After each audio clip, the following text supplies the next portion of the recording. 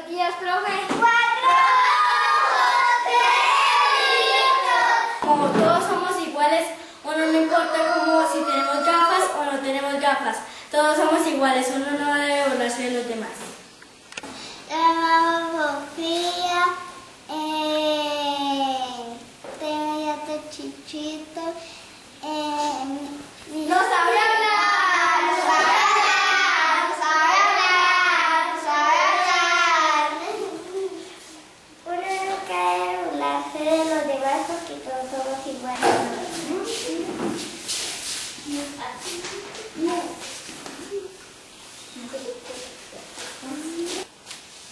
Buenos días, profe. Llegó tarde, llegó tarde,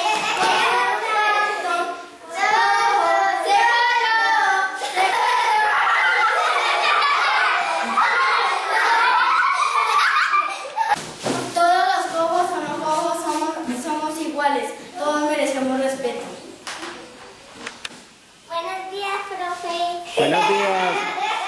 Llegó cochina, llegó cochina,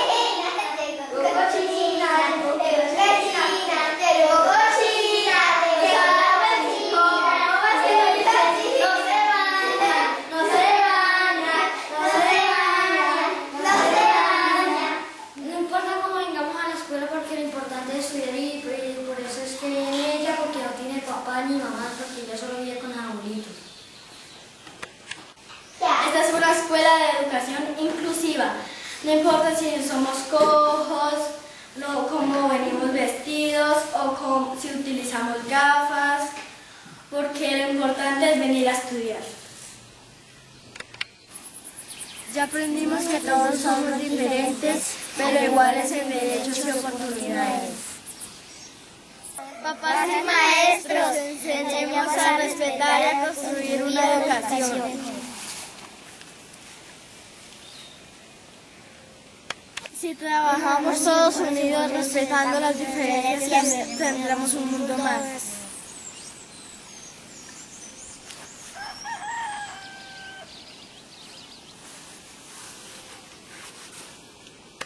Soy Claudia González, fonoaudióloga. Quiero contarles un poco sobre el proceso que hemos venido realizando en el Colegio Cristiano Fares.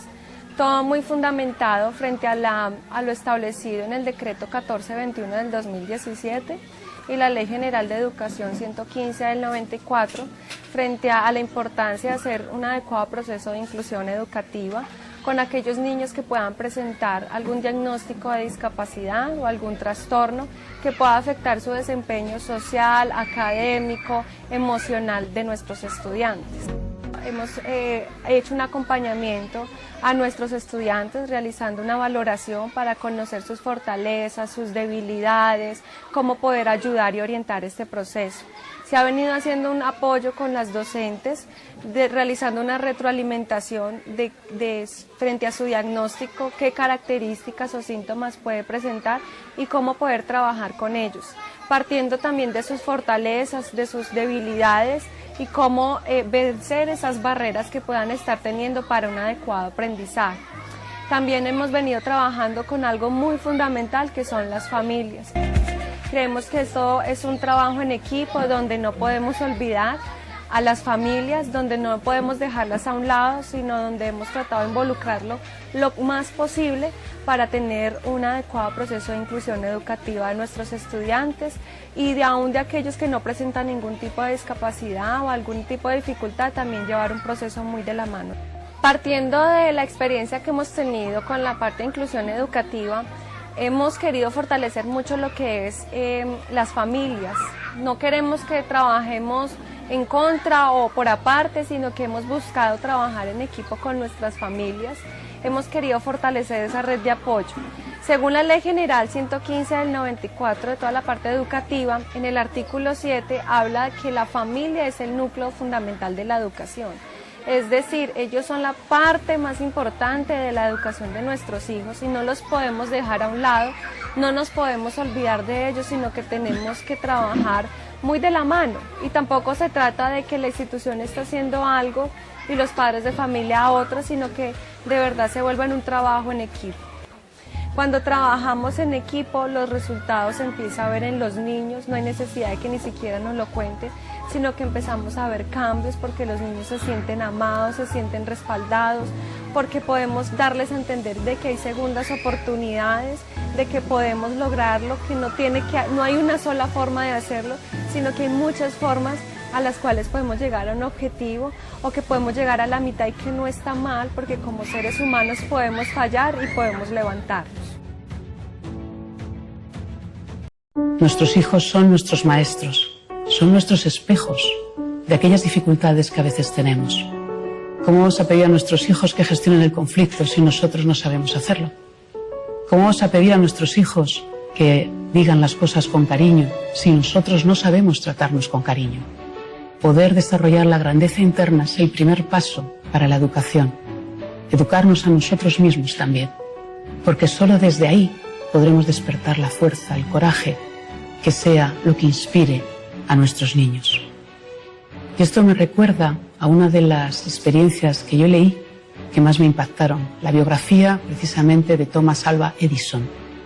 Edison nació en 1847 en Ohio, pero a la edad de 7 años él fue trasladado junto con toda su familia, se fueron a Michigan, una ciudad muy fría. Él era el séptimo, el más pequeño de todos los hermanos. Entró en el colegio público, pero tan solo estuvo 12 semanas, porque al cabo de esas 12 semanas, el pequeño Thomas llegó a casa con una cartita que le dijeron en el colegio que solo se lo podía dar a su madre, que solo lo podía leer ella. Así que Thomas se lo entregó a su madre. Y Thomas, cuando se lo dio, no sabía lo que había, lógicamente. La señora Edison abrió la carta y la leyó. Y comenzó a llorar. El pequeño Thomas se quedó preocupado. ¿Qué pasa, mamá? ¿Qué pasa? Ella se recompuso y le dijo: Thomas, ¿sabes lo que escribe la carta? Lo que dicen, que eres un genio, y que ya la colegio no te puede enseñar más, que tengo que enseñarte yo. Bueno, y ahí empezó a ser ella, la madre, la propia profesora. Así, poco a poco, hasta que Thomas a los 11 años devoraba la literatura, leía libros y leía libros. A los 12 ya empezó a emprender sus primeros caminos en pequeños proyectos, así poco a poco, hasta que ya empezó con la vida de ser un inventor. Bueno, a la edad de 24 años la madre de Edison murió y Thomas, junto con sus hermanos, recogió las cosas y encontró aquel pedacito de carta que le había llevado cuando él era pequeño del colegio. Cuando abrió la carta para recordar lo que su madre le había dicho, en ese momento Thomas fue quien lloró, porque la carta no decía lo que su madre le había dicho. La carta decía: Thomas es un niño enfermo mentalmente, no le permitimos que vuelva al colegio. Eso es el coraje y la grandeza de una madre, de un padre. Ese es el coraje de poder ver más allá de las etiquetas. La grandeza que tenemos como padres consiste en ver la grandeza en nuestros hijos. Y ese es el camino que tenemos en la educación, despertarlo dentro de nosotros, darnos cuenta que a veces tenemos conflictos, dificultades. Como decía, nuestros hijos son nuestros espejos.